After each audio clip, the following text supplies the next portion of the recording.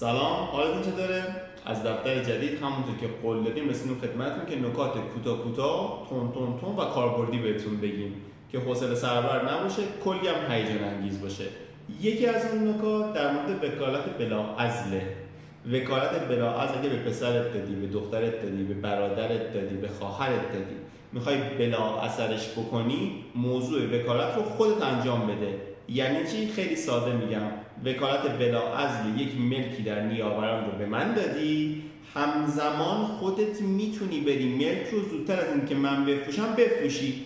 امروز به من وکالت بلاعزل دادی، تا فردا که من میخوام برم مشتری پیدا بکنم بفروشم، واگذارش کن به همسرت، واگذارش کن به دخترت، واگذارش کن به کسی که مورد اعتمادته و یک دست به چرخه. اینجوری وکالت بلاعزل رو بی اثر میکنی، چون موضوع وکالت رو خودت انجام دادی. ممنون که من دنبال میکنید. رامتین شادمانی، وکیل دادگستری و از این به بعد دوست و همراه تک تک شما.